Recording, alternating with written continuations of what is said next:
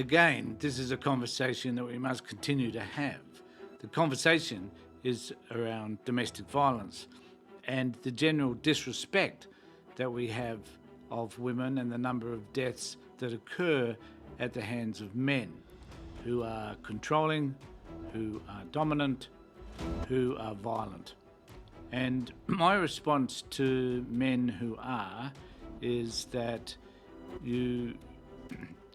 you're the best word I can use is you're a disgrace, an absolute disgrace. You're an embarrassment to the human species, and you're an embarrassment to us, to the rest of us men who choose to behave differently. Now, I came across an article by Waleed Ali recently in the Sydney Morning Herald, which I found interesting but relatively disturbing. I understand what Waleed is attempting to say, and I certainly respect him as a journalist and as a presenter on Channel 10. But I do disagree with his definition of violence and the causes thereof, primarily because I've worked with men who are violent, as I've said in a previous video, and I don't wish to reiterate this every time, but I've worked with these men for 30 years. I do have a working understanding as to how these men live, behave, and think. And also, I have a fair understanding as to the emotions that drive them to perform horrific acts. Now, I'm not suggesting that he doesn't have anything to offer as an academic and a reporter, but I do challenge a particular view that I'm about to talk about at the moment. And it's difficult because there are some nuances around this certain view that he has which seem enticing, to say the least. But I think that these views that he has need to be unpicked. So I'm just going to highlight just a little bit about his article, and then I'm going to talk about two women who have died and read some of the articles written in the Sydney Morning Herald in relation to them, because these are women who would have survived had the legal system been different, had certain restraints been placed upon these men that perhaps would have saved these women's lives. It wouldn't have been guaranteed regardless, but certainly if they're incarcerated for a longer period of time, these lives would have, under those circumstances, have been saved. So I want to talk a little bit about that in just a moment, but I'll just take you to Waleed's article. He says, this is a column, the title of the article incidentally is "Holding All Men Responsible for a Violent Minority Has Failed to Keep Women Safe." Now, my first issue is that I don't believe for a moment that we should hold all men responsible for a violent minority. We shouldn't be responsible really for anybody else's actions either anyway. Individuals have to be responsible for their behaviour. We can look at circumstances that may have caused someone to behave the way that they did. We can look at their behaviour in the context of how their life has unfolded, how they were raised, what sort of trauma they experienced when they were growing up. And we certainly need to look at all those things. So I'm not discounting any of that. But the notion that we have to hold men responsible for how this minority behave is abhorrent to me.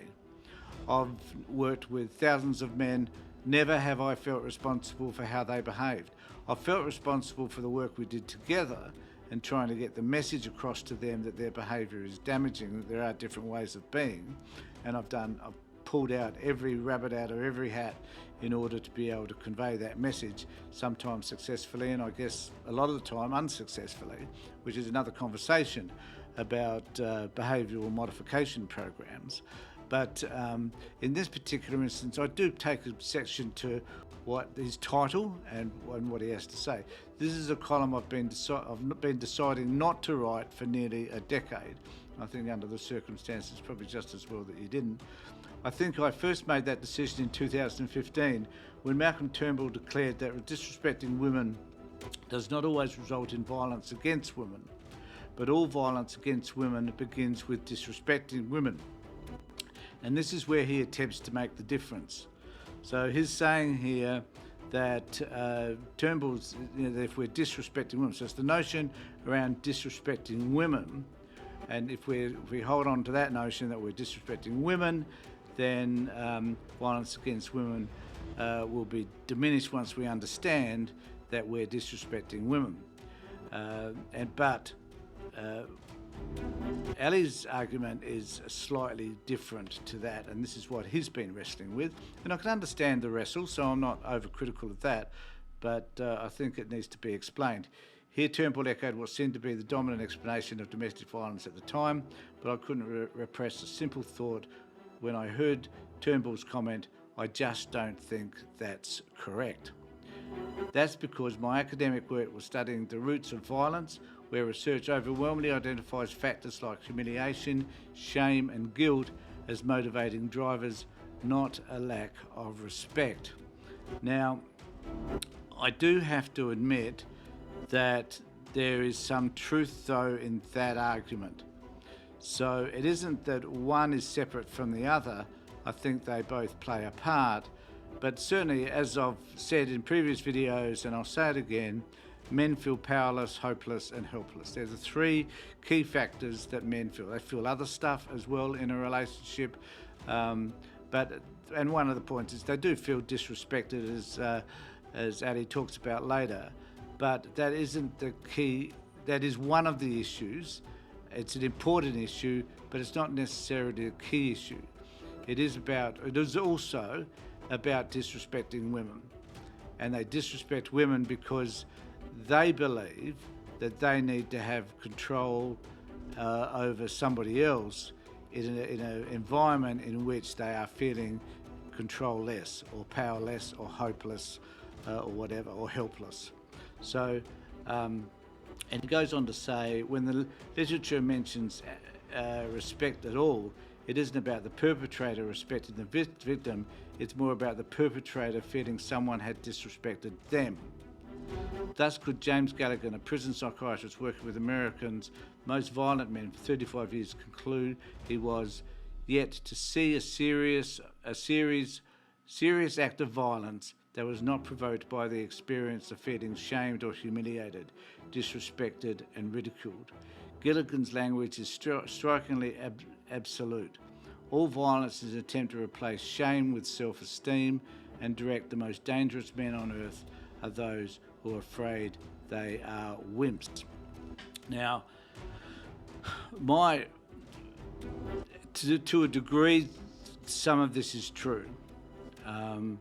And it is about how a man views themselves in the context of the relationship they're having with a woman. And many men certainly see themselves as not being valued, and they certainly may see themselves as being disrespected. I think my point, though, is that is this our responsibility? Is this the responsibility of those men who don't feel that way within relationships? Well, I can tell you that a lot of people from time to time feel hopeless, powerless and helpless. But that doesn't mean that they necessarily behave with behaviours that actually wind up in homicidal type behaviours. That there are people in all sorts of relationships, whether it be at work, whether it be with our friends, whether it be in the sporting environment, we all at some point have those unhelpful feelings. And so that men have them is not unusual, it's not different, it's not out of the ordinary. We all have them from time to time. So why do we need to focus just on men having those feelings? Is it because then those feelings become enacted, operationalised in ways which harm somebody else? Maybe that's true. But I think if we start to see men as simply having those behaviours and then enacting them in ways which are violent and abusive, we're missing the whole picture. We all have them from time to time. Why are these men less likely to be able to manage those behaviours, manage those emotions in a way which brings about more appropriate behaviour? is really the question. But are we all responsible for it? No, we're not. But can we put in place systems whereby those behaviours are apparent and then the system itself fails to take action that prevents those people who are likely to behave in those ways? So these are the outliers. These are the people that sit out there where those emotions, or for whatever reason, are highlighted, probably because of their own experiences in their life, and often because they've experienced violent and abusive men in terms of fathers and stepfathers that they might have had. So there is a context. What we need to try and do is understand, when we're working with these men, what is the context? What brought you to this place in the first place? Because as I said, many of us have those feelings anyway, but we don't act in ways which will harm somebody else. And one of the problems is that men in particular fail to talk about their emotions in a meaningful way. In fact, I'd argue that generally, and I've written some papers on this, but I would argue generally that most of us find it difficult to articulate our emotions, to understand what they are, because there is a saying that when we understand what we've been doing and why we've been doing it, we'll be able to change our experiences forever. And part of that understanding is trying to work out what are our emotions, where they come from, what is the genesis of why we feel what we feel. And once we can understand all of that, we can certainly we'll feel more comfortable in modifying our behaviours. That is a big problem, so why isn't it that we can't do that? So I think it's a little bit more involved than what some of the people talk about at the moment in relation to it's a men problem, it's a male problem for which a lot of us men can address by simply talking to people that we know about their behaviours and how they're behaving. But we must keep in mind that a lot of these men's behaviours are not known. There are examples I'm about to cite where the families didn't know what these women were going through. And certainly men do not talk about these behaviours because they're embarrassed by them at the end of the day, regardless of how horrible they are and how justifiable they seem to be to them. They are still horrified by some of the things that they do. They get lost in the moment, I think, and the anger becomes intense and the behaviour becomes homicidal. So I've got two cases I want to talk about, and I'll be reading a fair bit of these particular articles because they're worth noting, and not everybody has access to the Sydney Morning Herald. So Lydia Green, this is Lydia. She stayed with a controlling, violent abuser because she feared what he would do if she left. If I'm with him, she told a friend, at least he won't kill me. And that's quite frankly the experience of many of these women, where they feel that they will be killed if they leave. It's a pretty motivating force when you think about it, to think about how that might work out. Amid years of terror, she pushed back where she could. Once, when she tried to break up with him, Jason Lloyd grabbed her hair, pushed her over and told her, "That's nothing, I will snap you in half." She took out an apprehensive domestic violence order, which he repeatedly breached by stalking the Sydney woman, intimidating her and breaking into her house. She'd come home to find him in her bedroom. In late 2019, after he'd given her a split lip, Greenwood broke up with him again. Lloyd went to Kmart, brought a baseball bat. The following month, he'd hid outside her house and waited. He pounced as she arrived home, beating and stabbing her so violently that he severed her spinal cord and her neck. This is her with her brother and father. Greenwood's family knew nothing of her terror until after she died on October the 20th, 2020. They didn't know about the ADVO and all the breaches, or that Lloyd was arrested multiple times when they were together. He was given a community corrections order for the hair-pulling incident and jailed for another when Greenwood tried to flee in a taxi. He stopped the car, reached through the driver's window and punched the taxi driver in the mouth. They didn't know that she had brought She had bright pink keys so she could find them quickly if he tried to follow her inside, or that she's installed CCTV, which he stole, or that friends often escorted her from her car to the door in case he was in the bushes. They didn't know about the time Lloyd came to the pub where Greenwood was drinking, and she slipped a note to the security guard begging him to call police. "I'm scared," she wrote. "Please don't don't tell anyone I'm doing this." They didn't know Lloyd had asked a relative to spy on her while he was in jail. Her brother, Robert Higgins, says she hid it all to protect her family. Lloyd told her he'd hurt them too. "I think she thought she could sort it out," he says. She was doing everything she could to protect herself. She had ADVOs out. She had people watching out for her. She was applying for emergency housing. But he got what he wanted. He said, "If I can have you, no one will. She's dead. She will never live again or breathe again." And that's one story of how this horrific behaviour. It's behaviour which I find really difficult to explain, even though I've worked with so many men who have behaved in similar ways. It's hard to understand how a person can get to the point whereby they have to take another person's life to satisfy their own selfish desire, given that that relationship that they would have would be ended.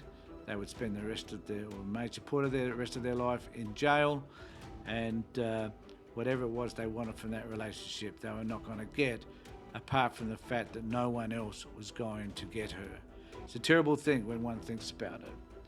The other one that I want to talk about was Daniel Finlay Jones. So it was a murder waiting to happen. Danielle never knew the truth about her monster boyfriend. Now this raises some really interesting issues, I think, that are part of some of those issues that actually need to be addressed around this issue. Danielle Finlay Jones was looking for love. Her friend was settling down with partners, getting married and buying homes, and at age 30, Finlay Jones was ready to do the same. The keen footballer and popular teacher from southern Sydney then did what more than 3 million other Australians did in 2022, jumped on a dating app and started swiping. Through Bumble, Finlay Jones met 33-year-old Ashley Gaddy. The tradie from Sydney's inner west was different to other men Finlay Jones had dated. According to her best friend, Taylor Joseph, he was dominant. "I think she felt she'd met her match," Joseph says. In an interview with 60 Minutes, Finlay Jones' mother, Jackie, said her daughter just seemed to click with him. "I think he told her everything that she wanted to hear. He was only interested in a serious relationship. He wanted to settle down. He really wanted children." What Gaddy didn't tell his new partner was, now I think this is really important, and this is integral to this conversation. It didn't tell 5 women had taken out apprehended violence orders against him, that he was halfway through a community correction order for stalking and choking an ex-girlfriend, and that he was on bail after attacking another woman. Finlay Jones didn't live to find out the truth. After 2 dates in just 1 week, Finlay Jones was ready to introduce Gaddy to her friends. On December the 17th, she took him along to Christmas drinks at pub at Marston Park, where they had a brief argument over drinking a game, but the new couple quickly made up and went to stay the night with Joseph.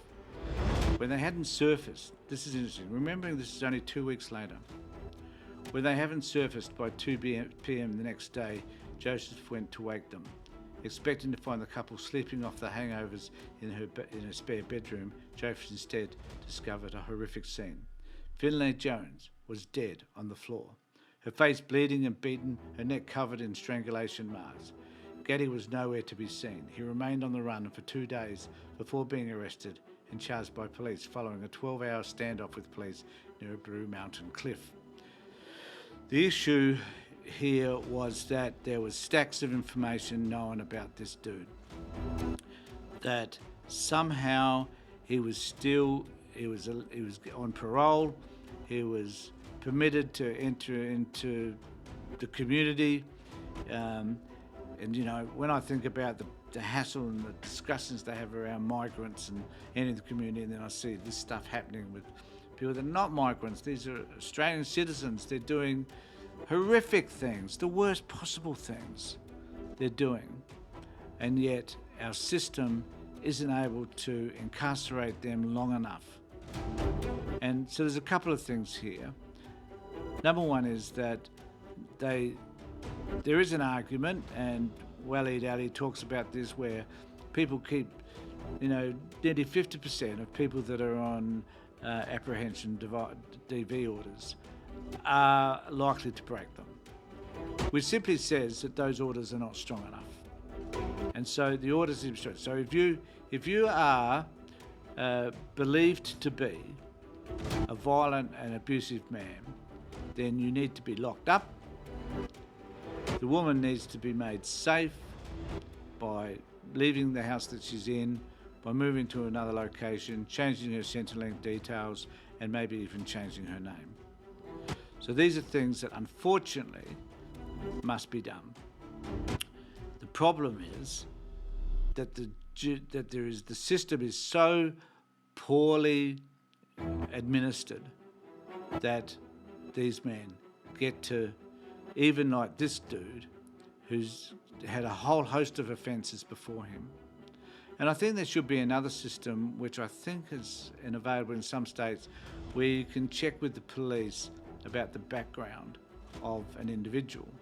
I think some of these individuals need to be tracked to a certain degree, whereas if someone notices them having another relationship, that person in that relationship needs to be warned about this person's previous behaviours.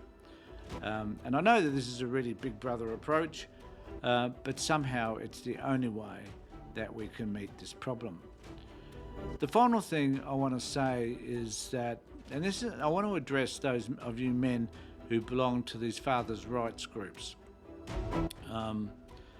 I find much of what you do as abhorrent, and the antithetic way by which you advocate for what you believe is right, when in actual fact it is not. I had a woman that I've been working with for many years as a client. Now that I'm retired, I don't get to, but she did call me about this the other day. And that was that she turned up to a family court case, and she was representing herself. Her ex-partner was there, and he'd brought along these guys from the Fathers' Rights group, and they sat behind her, and she felt intimidated by them. Now, our role as men is to call out behaviour which is clearly intimidating of somebody else. And I think you're a bunch of dicks, seriously, and that you fail to understand what your behaviour does. In fact, the man that they're representing, the man that they're supposed to be supporting, is as abusive as they come. And so it's men like them who support other men who are extremely abusive. They're the men. You are just as responsible for this person's behaviour as they are, because you support them. And it is wrong.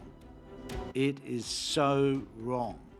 And we need to call people like you out for the type of behaviour that you do, which is about simply somehow all women are wrong, all women are lousy. Look, some women use the system for their benefit, as do men. More often men than women. But when you're supporting somebody who is clearly abusive, then there's something wrong with you. So let me know what you think in the comment section below. Please subscribe to my channel and to ring the bell for further notifications. In the meantime, take care, look after yourselves, and for everybody that's in your life, please keep them safe.